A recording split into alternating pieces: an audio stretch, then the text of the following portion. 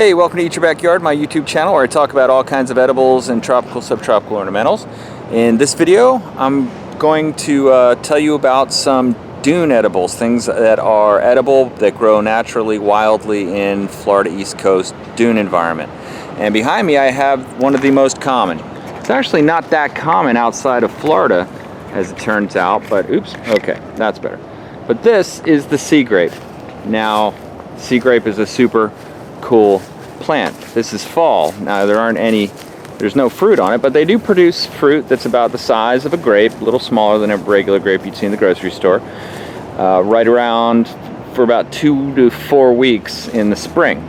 Of course, this is the end of November, so there's nothing on here, but you can see that this is pretty healthy. Now this is actually a plant that was battered really bad by Matthew with 120-mile-an-hour winds, Hurricane Matthew, and it's still holding up. What'll happen is one side of it kind of gets roasted by the wind and the other side of it stays healthy, and over time it forms a kind of sloping pattern away from the surf. You see here I'm by the ocean now, and this side got roasted by the high winds.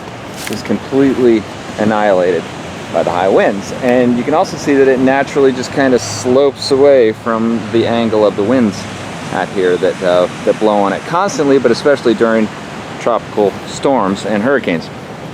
One other cool thing about this plant is that actually the Native Americans used it to create red dye.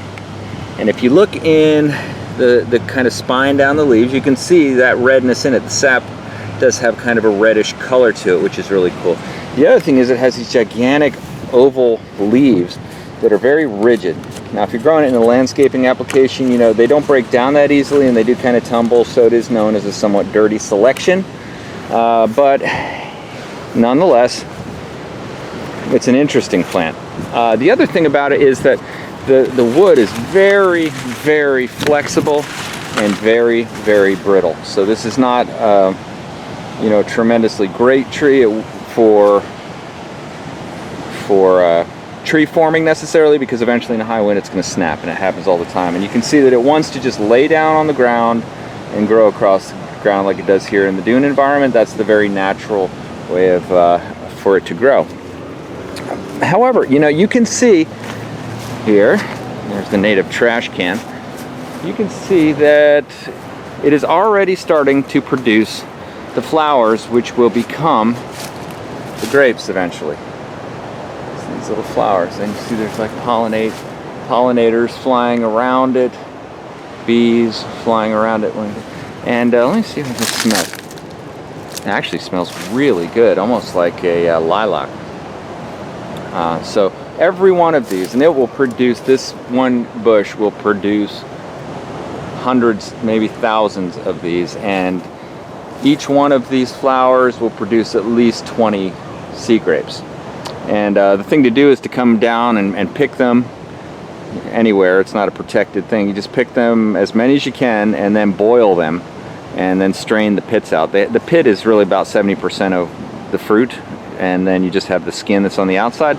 But it really is quite good and actually does taste kind of grape-like. So this is a great example of something that's very common, grows in the dunes, and is completely edible, and in fact makes an interesting selection for your yard if you understand the pros and the cons. So hey, I hope you liked this video.